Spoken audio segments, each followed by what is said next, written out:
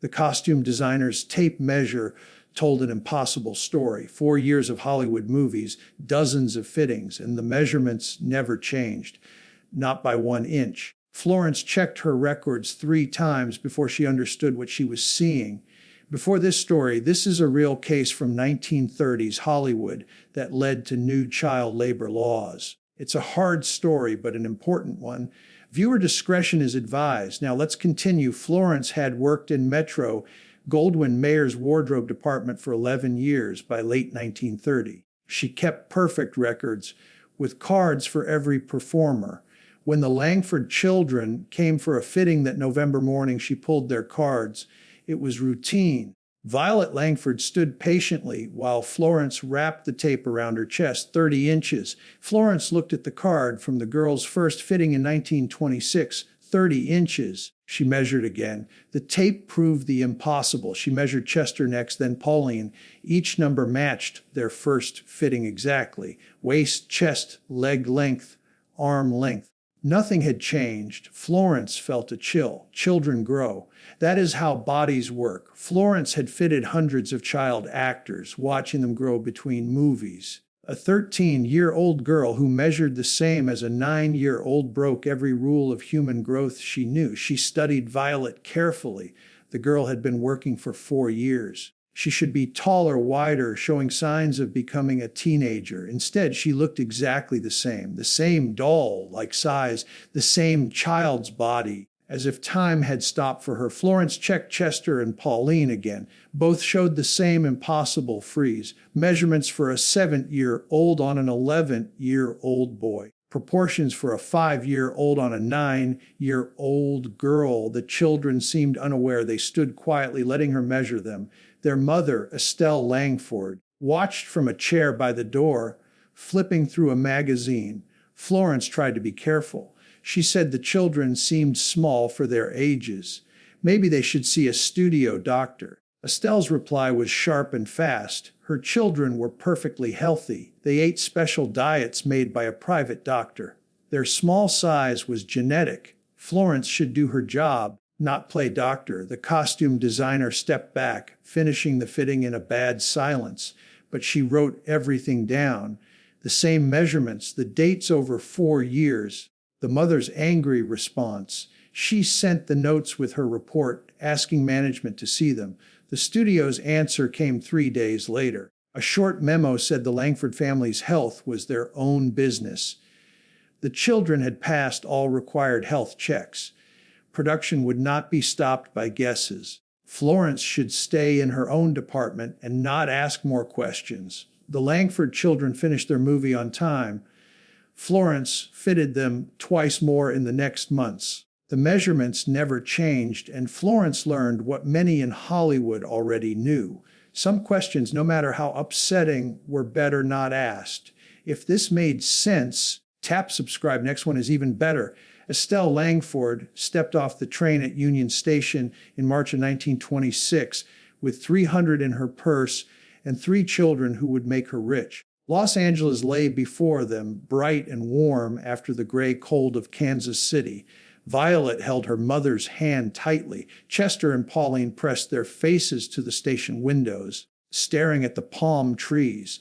Estelle had planned this move for 18 months. She had read every movie magazine, learning which studios hired child actors, which directors liked children, which agents were best. Kansas City offered nothing. Hollywood offered a chance. The children had something valuable. Violet had huge eyes and naturally curly blonde hair. Chester had a sweet, angelic face. Pauline, the youngest, could cry on command, a skill Estelle had taught her. Together, they looked like a storybook picture. Within a week, Estelle had rented a small house near Culver City and met with 3 talent agents. She dressed the children in their best clothes, fixed their hair, and practiced simple acts. At the first meeting, the agent looked right at the children. He asked them to smile, to look sad, to pretend they were scared. Violet did each emotion perfectly. Chester followed his sister. Pauline, only 5 years old, understood and performed with surprising skill. The agent signed them that afternoon. Work came faster than Estelle hoped. The first job was in 2 weeks. A department store ad needing pretty children. The photographer praised their ability to follow directions. More work followed. Small parts in crowd scenes, bits in comedy shorts, a newspaper ad. By summer, all three were working regularly. Studios liked their reliability. Many child actors threw fits or cried under the hot lights.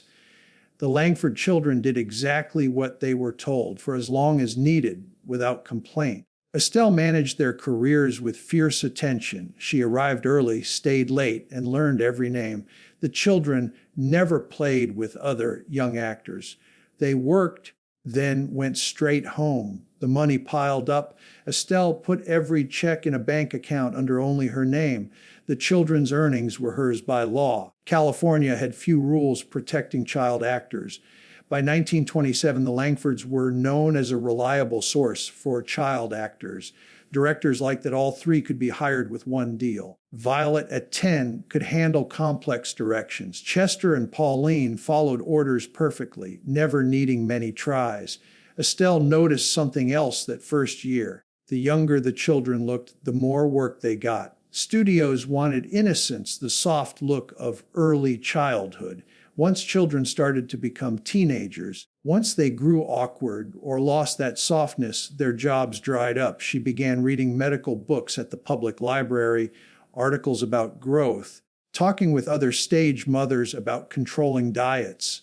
She learned about doctors in Hollywood who asked few questions and gave special treatments for families who could pay. By the time the Langfords moved to a bigger house near Beverly Hills in 1928, Estelle had found Dr. Herman Kidding, and she had made a decision about her children's future that would change them forever. Records would later show the children were put on very strict diets, watched by a doctor who would lose his license over this case. Dinner was a little more, usually boiled vegetables and a small piece of fish. Between meals, the kitchen was locked. Violet learned to stop asking for more food. The hunger became constant, a hollow feeling she carried all day. Chester stopped growing first. By his 8th birthday in 1928, strangers thought he was 5 or 6. Pauline stayed tiny and dull, like exactly what the cameras loved. Estelle told anyone who asked that her children followed a special Hollywood health plan. She talked about the dangers of overeating, about keeping young bodies pure. Other stage mothers nodded, having heard similar ideas. The truth was in a locked cabinet in Estelle's bedroom, small brown bottles with typed labels, prescriptions in Dr. Kidding's handwriting, pills given 3 times a day mixed into the children's food where they dissolved without taste. Dr. Keating visited the house every Tuesday night. He never examined the children at studios or hospitals where other doctors might see. He did his checks in the Langford home away from questions. He weighed each child, measured their height, checked their reflexes. He asked about their energy, sleep, any strange feelings. Estelle reported everything: the tiredness, the constant fatigue. How Violet sometimes couldn't focus during lessons. These were normal effects, Keating said. The treatment needed careful balance. Too much of the growth, stopping medicine, caused dangerous problems. Too little let normal growth start again. He changed the doses based on what he saw, giving more when the children showed signs of growing, giving less when side effects got too bad. The studio teachers noticed the children's strange behavior early. All 3 often fell asleep during lessons, their heads dropping onto their books, even with enough sleep at night. They moved slowly, as if underwater, needing extra time for simple tasks. Their minds wandered. Easy math problems that should take minutes became long struggles. Miss Catherine Forum, the teacher for the Langford children's movies, tried to talk to Estelle in the spring of 1929. She was careful, suggesting maybe the children worked too many hours. Maybe they needed more rest between movies. Estelle's reply was fast and cold. Her children were perfectly healthy under a qualified doctor. Their special diet sometimes caused temporary tiredness. This was normal. Miss Forum should teach, not pretend to be a doctor. The teacher stepped back but wrote her concerns in reports to the studio school department. Nothing happened. The Langford children passed their required school tests though slowly. They caused no trouble. They arrived on time and worked well. In an industry where child actors often screamed or refused to work, the Langfords' quiet cooperation seemed like a good thing, not a warning. Between movies, Estelle kept the children alone in the house. No friends visited. No birthday party invites were accepted. The children lived in a tightly controlled bubble where Estelle watched every calorie eaten, every conversation, every moment. Violet turned 12 in January of 1929. Her body should have been changing, preparing for her teen years. Instead, she looked identical to the 9-year-old who arrived in Los Angeles 3 years earlier. Chester, at 10, could still wear clothes for a 7-year-old. Pauline looked forever 5, though she had just turned 8. Dr. Keating told Estelle the treatment worked perfectly. The children would stay marketable for years. Their earning power was saved.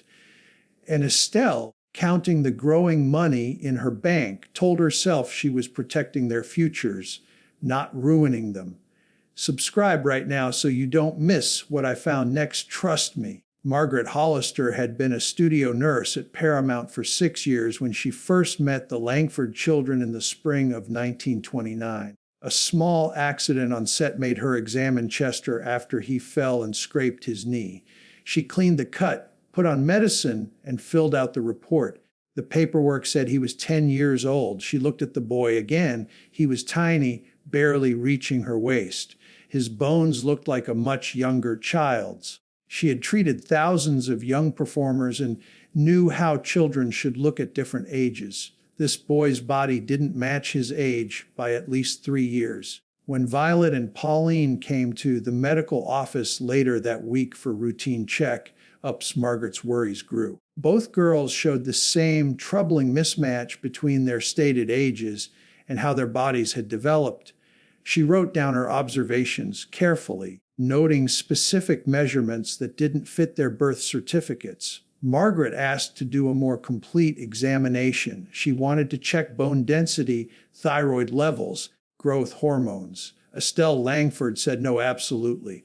Her children had a private doctor. They needed no other checks. Any questions could go to Dr. Herman Kidding. The studio backed Estelle. The Langford children had passed all required health checks. Technically, they showed no signs of sickness or immediate physical danger. California law gave little oversight for child performers, and studios had broad power over medical rules. Margaret's request was denied. Other industry people began sharing similar notes.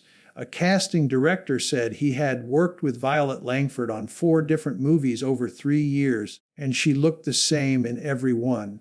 A makeup artist said she used the same foundation shade on all 3 children year after year, which should have changed as they age. A director said Chester could still fit through a small space made for younger actors, which helped a difficult scene, but seemed odd for a 10-year-old. These talks happened quietly in studio cafeterias and backstage.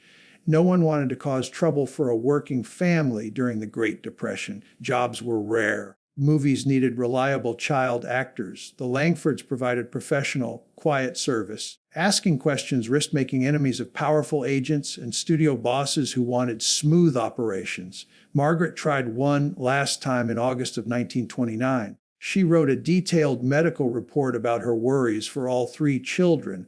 She wrote about the delayed growth, the unusual tiredness, the physical signs of possible metabolic problems. She sent the report through official channels, asking the studio to require full medical checks before letting the children keep working. Estelle's answer came within days, delivered by the family's lawyer. The letter threatened legal action for defamation and harassment. It accused Margaret of overstepping her job and making medical claims without proper examination. It demanded she take back her report and say sorry publicly. The studio's legal team told Margaret to withdraw the report. The Langfords' private doctor had given papers saying the children were healthy. Without solid proof of abuse or neglect, the studio could be sued if they stopped the family from working based on guesses. Margaret was told to stop all inquiry into the matter. She took back the report, but kept her personal copies hidden in her desk. Something was deeply wrong with those children. Their bodies told a story that broke every natural rule of growth. But without help from the system or legal power, Margaret could do nothing but watch them appear in movie after movie, frozen in endless childhood while months and years passed. The industry kept employing the Langford children through 1929 and into 1930. Their reputation grew. Studios asked for them by name for roles needing small, manageable child actors who could follow complex direction. Estelle bargained for higher pay, better contracts, bigger billing. The family moved to an even larger house, and the children stayed exactly the same size, their bodies trapped in artificial stillness while time moved forward. Hey, if you're still watching, you'll definitely like the rest. Subscribe. Dr. Herman Keating had opened his private practice in 1924 after losing his hospital job in Chicago for reasons he never discussed. Los Angeles welcomed doctors with questionable pasts, especially those willing to serve Hollywood's special needs. Discretion mattered more than qualifications in some circles. His office was in a small building on Wilshire Boulevard, normal except for the rich clients who arrived in chauffeur-driven cars. Keating specialized in problems that needed silence, quiet treatments for performers who had to keep their image or energy levels. He gave solutions without judgment or paperwork that might appear later. Estelle Langford first visited him in October of 1927, sent by another stage mother who praised his understanding way. She explained directly, her children were her income. Their young look created steady work. She needed to keep that look as long as possible. Keating understood immediately.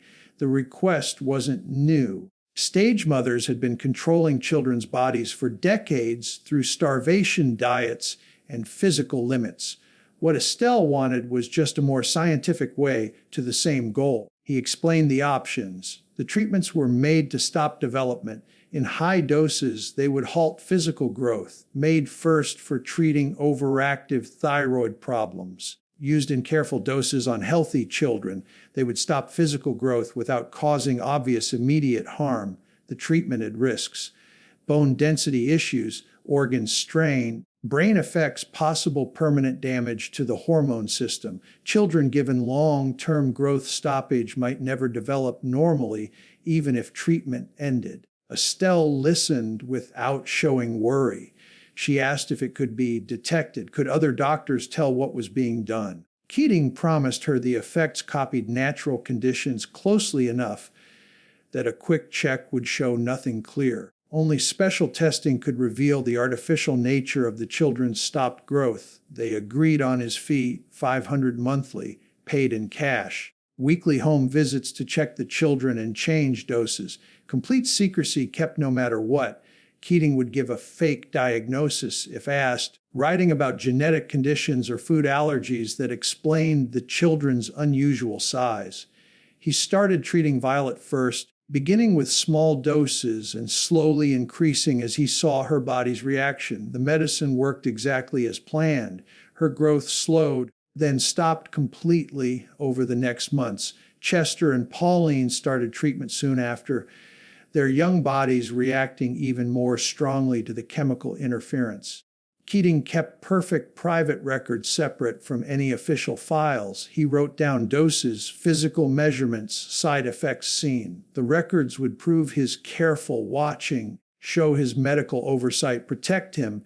If questions came, the files stayed locked in a safe in his office, insurance against future problems. The children's bodies got used to the medicine slowly. The first effects included severe tiredness and trouble focusing, symptoms that lessened somewhat as their bodies adjusted to the changed metabolic state. Keating lowered doses sometimes when side effects got too strong, finding the exact balance that kept growth stopped while avoiding complete physical collapse. He visited the Langford home every Tuesday night, doing examinations in a spare bedroom turned into a makeshift medical office. The children accepted his visits passively, trained to obey adult authority. He weighed them, measured them, checked their vital signs. He asked simple questions about how they felt, that they answered in quiet, short answers. Estelle watched during every examination, looking at Keating's face for signs of concern. She asked detailed questions about the treatment's success, about how long it could safely continue, about whether changes were needed. Keating reassured her constantly. The children were doing well. Their growth remained successfully stopped. They could continue the treatment for years if needed. He took his cash payment at the end of each visit and left without more talk. The arrangement worked for everyone. Estelle got the results she wanted. Keating got good money for little work, and the children, who had no say, kept taking pills hidden in their small meals while their bodies stayed frozen in artificial childhood. By 1930, Keating had been treating the Langford children for almost 3 years. His record showed steady growth stoppage with manageable side effects. The arrangement seemed like it could last forever. Neither he nor Estelle expected their careful system would fall apart suddenly during a normal production, showing everything they had worked to hide. Something edgy is coming. Subscribe so you don't miss it. The contracts got much better in 1929. Studios that once hired the Langford children for background work now offered featured roles with guaranteed screen time. Estelle bargained from a position of strength, knowing her children gave something increasingly rare in Hollywood. Experienced young performers who still looked truly childlike.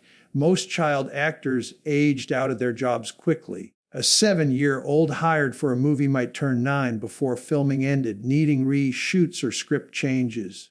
Studios lost money on costumes that no longer fit and scenes that looked inconsistent. The Langford children removed these problems completely. They kept the same look across many productions, giving reliable continuity that directors liked. Warner Brothers signed them for a series of short comedies in early 1930, starring all 3 children as siblings in different home situations. The scripts needed physical comedy and perfect timing that would have worn out actual young children. But Violet, Chester, and Pauline could work adult hours while keeping their childlike look. They understood complex direction, remembered where to stand across many takes, and never complained about the hot lights or long days. The money flowed steadily into Estelle's personal account. She bought a 4-bedroom house in Beverly Hills with a pool and separate rooms for servants. She hired a cook, a housekeeper, and a part-time gardener. She bought a new Packard car and expensive clothes from Wilshire Boulevard stores. The children saw none of the luxury. They slept in small bedrooms on the 2nd floor, ate their limited meals in the kitchen, and spent their free time stuck in the house. Estelle entertained industry contacts in the formal living room while the children stayed upstairs, unseen until needed for work.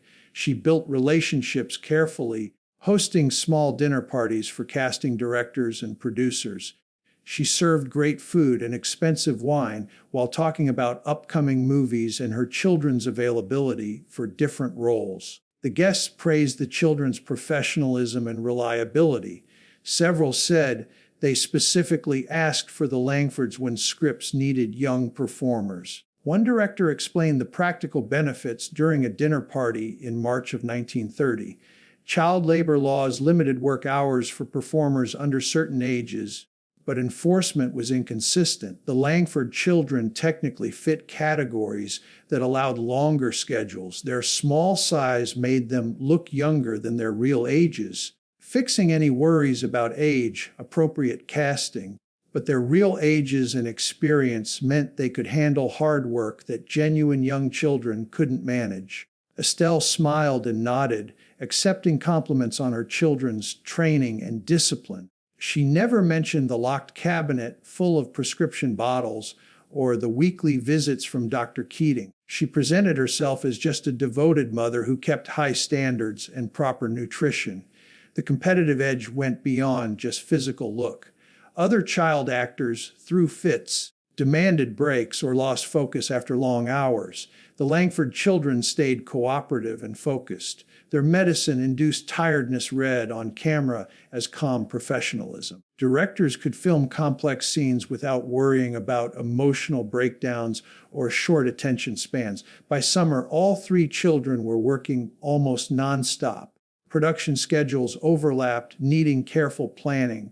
Estelle managed their calendar perfectly, ensuring maximum income without gaps. The children went from one studio to another, acting in comedies, dramas, and ads. They appeared in department store catalogs, posed for publicity photos, and made personal appearances at theater openings. The money piled up faster than Estelle had dreamed possible during those early months in Kansas City. She counted her bank balance often, planning for the future. She could keep this arrangement for years if the children's bodies cooperated. Violet might work until she was 16 or 17, while still looking 10. Chester and Pauline could extend their careers even longer. She never thought about what she was taking from them. The teenage years they would never have, the normal growth their bodies had been denied, the permanent damage building in their bones and organs. She saw only the financial security, the comfortable house, the respect from industry professionals who valued her children's marketability. The system seemed perfect and lasting until August of 1930, when everything fell apart in a few hours. Ruth Carmichael arrived at Warner Brothers Studios on February 12, 1930, carrying a clipboard and orders from the California State Board of Social Welfare. The state had recently made new rules requiring occasional checks on child performers, though enforcement was spotty and understaffed. Ruth was one of only 3 social workers assigned to watch the entire Los Angeles entertainment industry. She spent the morning watching different productions, checking work hours against legal limits, making sure studio teachers were present during filming. Most families passed inspection easily. The problems she found were small: a child working 15 minutes too long, poor lunch breaks, missing school records. The Langford children were filming a comedy short when Ruth entered the sound stage just after noon.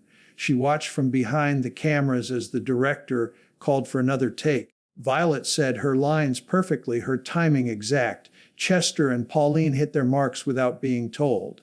The scene finished after 3 tries, and usually fast for child actors. Ruth approached during the break, introducing herself to Estelle.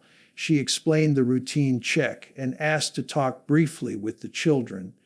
Estelle's manner changed immediately, becoming defensive and cold. She insisted the children were tired and needed rest, not questioning by bureaucrats. Ruth kept her tone pleasant but firm. The talk would take only minutes. It was standard for all child performers. Estelle reluctantly agreed, staying present the whole time. Ruth asked simple questions. Were the children going to school regularly? Did they like their work? Were they eating proper meals? The children answered in quiet voices, their replies short and carefully neutral. They seemed rehearsed, their words sounding like memorized lines. But Ruth noticed other details that troubled her professional instinct. The children seemed small for their stated ages, their physical growth clearly delayed. She asked to see their medical records. Estelle refused, citing privacy. The children had a private doctor who watched their health closely. All required studio checkups had been done and approved. Ruth had no power to demand more papers without specific cause. Ruth asked for the doctor's name and contact information. Estelle gave Dr. Keating's details reluctantly, making clear she thought the inquiry was harassment. Ruth thanked her and moved on to watch other productions, but the meeting stayed with her all day. She spent the next week investigating. She contacted Dr. Keating's office and asked for copies of the children's medical files. His receptionist told her patient records were private unless ordered by a court. She visited the studio education department and reviewed the children's school records. The files showed they were passing required subjects, though their test scores were below average, and they were often absent due to work. Ruth wrote a detailed report about her worries. She wrote about the children's unusual physical appearance, their obvious fatigue, the mother's defensive behavior, the doctor's refusal to help. She noted that while no single observation proved abuse or neglect for sure, the whole pattern suggested possible medical mistreatment or dangerous exploitation. She gave the report to her supervisor on March 4, 1930, recommending an immediate investigation. The supervisor read the document and put it in a filing cabinet. The state board had dozens of similar reports, all needing follow-up. Resources were limited. The Langford case would be handled based on seriousness and available evidence. Weeks passed without action. Ruth asked again and again, pushing for investigation. Her supervisor explained the difficulties. The children were working legally under current rules. They had passed required health checks. Their mother had legal custody and control over their medical care. Without solid proof of specific harm, the state had no reason to step in. Ruth tried different ways. She contacted studio executives suggesting they require independent medical evaluation. They said no, citing existing health clearances. She reached out to child welfare groups, hoping to create pressure for investigation. They acknowledged her concerns, but had no power over working children in entertainment. The bureaucratic maze took months. By June, Ruth's report stayed buried in state files, read but not acted on. She kept watching the Langford children during studio visits, writing about their continued decline, adding notes to a file that nobody with authority seemed willing to read. The system made to protect vulnerable children had failed completely, stopped by confusing rules, limited resources, and the entertainment industry's strong resistance to outside watching. The filming schedule for August 14th, 1930 called for an outdoor scene at Griffith Park. The weather had turned brutally hot, temperatures passing 95 degrees by mid-morning. The director wanted footage before the light changed, pushing the crew to work through the heat. Pauline had complained of dizziness that morning. Estelle ignored it, giving the usual pills with breakfast and driving all 3 children to the location. Missing a day of filming meant lost money and possibly being replaced by other child actors. The family's reputation depended on reliability. The scene needed the children to run through a wooded area laughing and playing. Simple enough, except the heat made every movement exhausting. The director called for take after take, unhappy with the energy level. The children ran the same path again and again, their faces red and sweaty despite the costume department's attempts to keep them fresh for the camera. Pauline stumbled during the 7th take. She caught herself, kept running, but her legs shook visibly. The director called, cut, ordered water for everyone, allowed a short rest. Estelle gave Pauline a drink and told her to focus better. They couldn't afford mistakes that wasted filming time. The cameras rolled again. Pauline made it halfway through the scene before her legs gave out completely. She fell onto the dirt path, her small body going limp. Chester stopped running immediately, calling for his sister. Violet turned back, kneeling beside Pauline. The set medic reached them within seconds. He checked for breathing, pulse, any sign of consciousness. Pauline's skin felt cold despite the heat, her heartbeat weak and irregular. He yelled for someone to call an ambulance. Estelle pushed through the gathering crew, saying Pauline just needed rest and water. The child was fine, just overheated. They could keep filming once she recovered. The medic ignored her, focused entirely on the unconscious girl in his arms. The studio doctor arrived while they waited for the ambulance. Dr. Raymond Fletcher had worked in emergency medicine before joining Warner Brothers, and he knew immediately this was more than heat exhaustion. He examined Pauline quickly, noting her abnormally low body temperature, the swelling in her arms and legs, the bluish color of her fingernails. He asked Estelle direct questions. What medicines was the child taking? What was her normal diet? Had she shown any previous symptoms? Estelle answered vaguely, mentioning special health plans and private medical care. Fletcher pressed harder, his tone becoming sharp. This child was in serious medical trouble. He needed correct information now. The ambulance arrived before Estelle could make good lies. The paramedics loaded Pauline carefully, starting an IV during the ride. Fletcher insisted on going with them to the hospital, bringing Violet and Chester along. Estelle followed in her car, her mind racing through possible excuses and legal defenses. At California Hospital, emergency doctors worked fast to stabilize Pauline. They took blood samples, checked vital signs, gave fluids. The girl stayed unconscious, her body fighting what looked like severe metabolic breakdown. Dr. Fletcher waited while the emergency team finished their first checks. When the attending doctor came out of the examination room, his face showed both confusion and anger. He asked Fletcher to step into his office privately. The blood work told a disturbing story.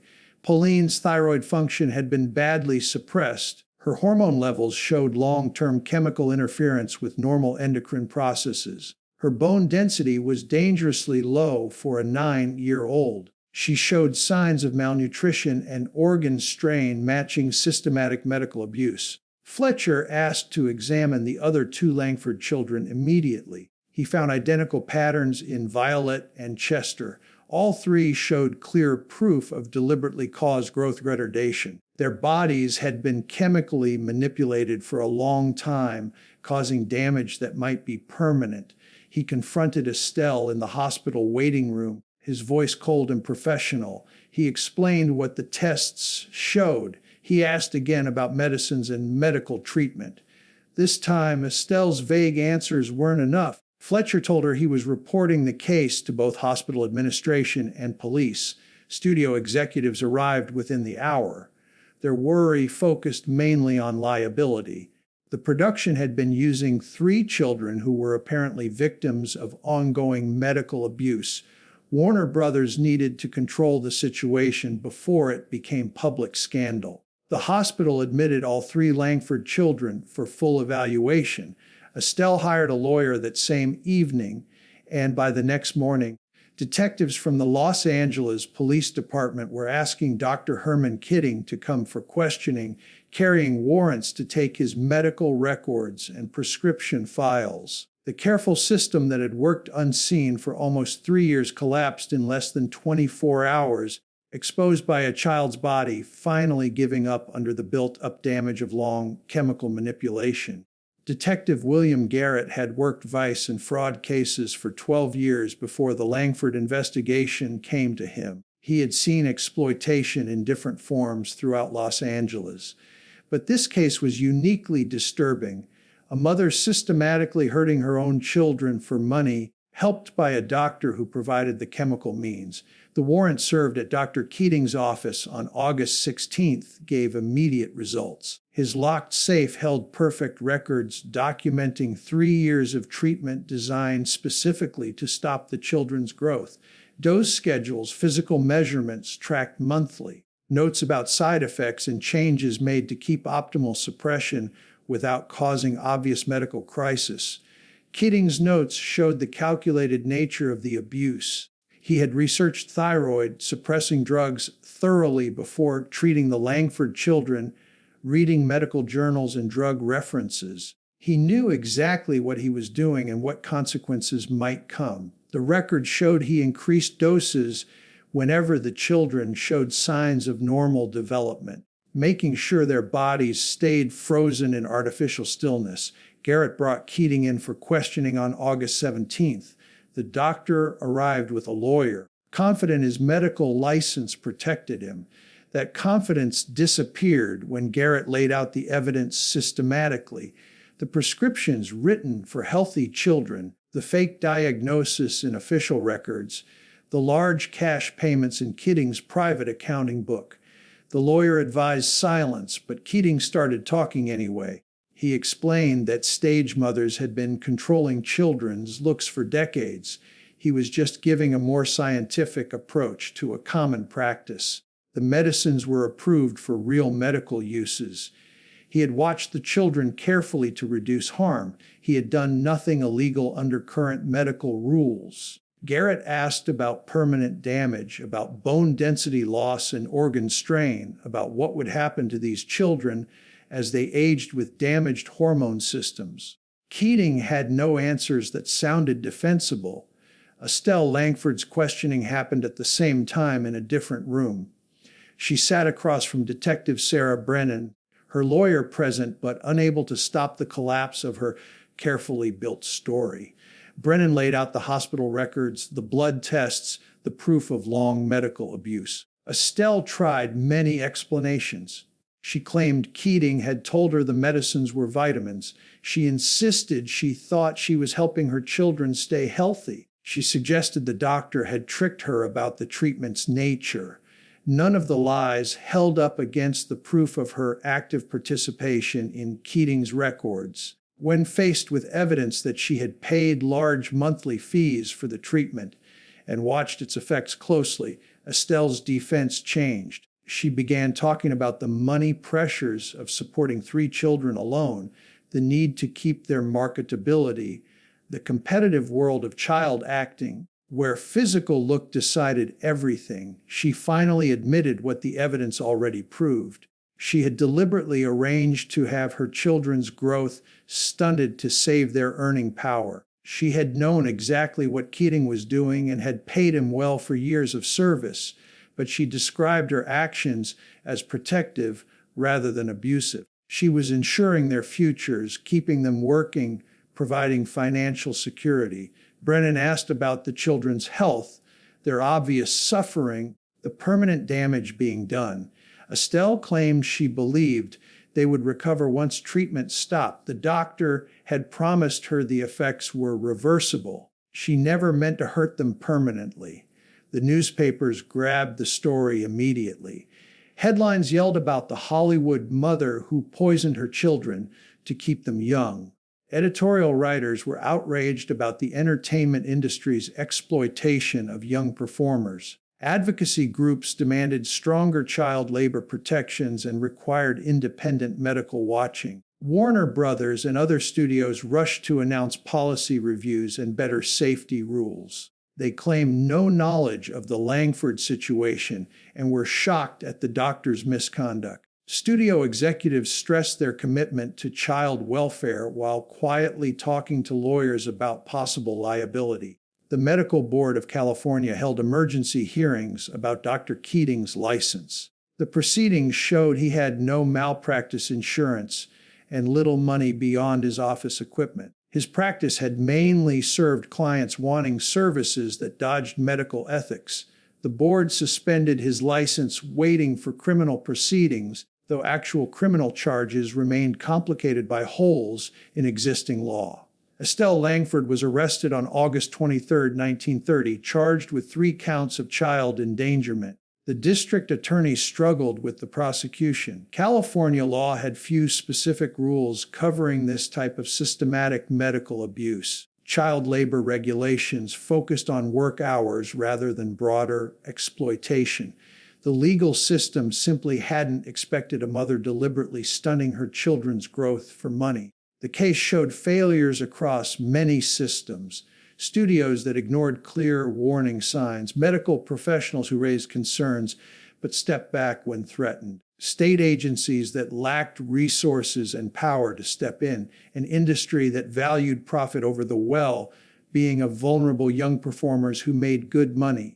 And 3 children lay in hospital beds, their bodies trying to recover from years of chemical interference, their futures permanently changed by a mother who saw them as income sources rather than human beings deserving protection. The courtroom proceedings began in October of 1930, drawing crowds of spectators and reporters who filled every seat. Estelle Langford appeared in plain clothing, her lawyer having carefully prepared her look to suggest motherly concern rather than calculated exploitation. The prosecution presented medical testimony, hospital records, and Dr. Keating's damning paperwork. The defense argued that existing law gave no clear ban against what Estelle had done. No rule specifically criminalized giving thyroid-suppressing drugs to healthy children. Child labor regulations focused on work hours and school needs, not medical treatment. The lawyer suggested that while Estelle's actions might seem ethically troubling, they weren't criminal behavior under current California law. The judge listened to 3 weeks of testimony before giving his decision. He found Estelle guilty of child endangerment on all 3 counts. However, his sentence showed the legal uncertainties the case had revealed. He gave a suspended sentence of 2 years, 5 years probation, and required watching by social services. Estelle would serve no jail time. The courtroom broke out in protest. Advocacy groups condemned the leniency as proof the legal system failed to protect children from exploitation. Newspapers published editorials demanding stronger laws. But the judge explained his reasoning carefully. The criminal code gave limited guidance for prosecuting this type of systematic medical abuse. He hoped the government would fix these gaps, but he could only use existing law. Dr. Keating faced medical board proceedings but avoided criminal prosecution completely. The district attorney decided charging him would be hard without clearer rules governing doctor misconduct in cases of parental abuse.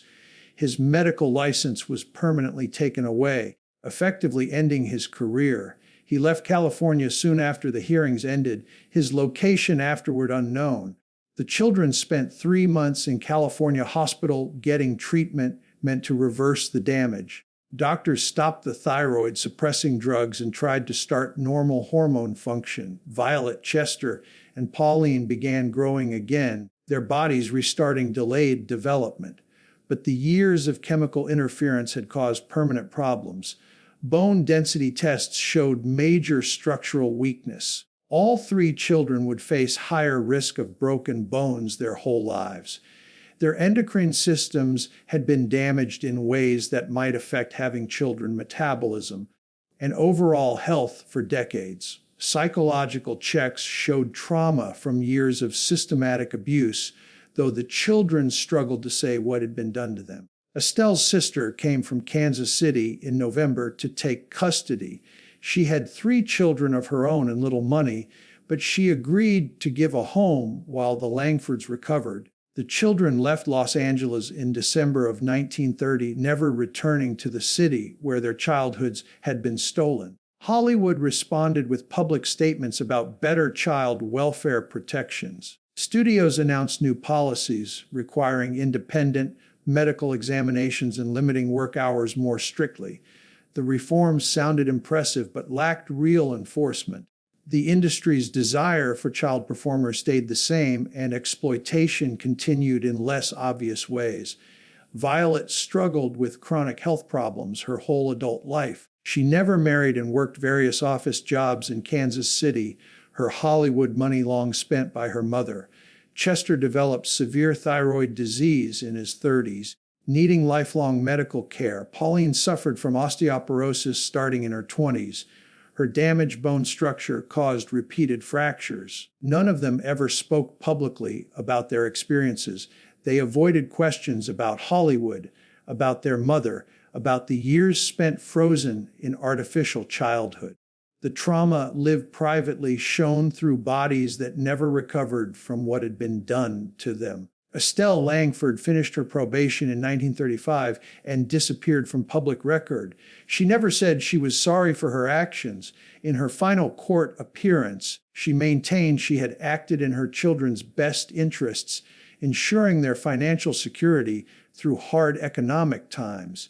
The case caused some government reform. California eventually passed stronger child labor protections and medical watching requirements for young performers, but enforcement stayed inconsistent, and the entertainment industry kept finding ways to exploit vulnerable children for profit.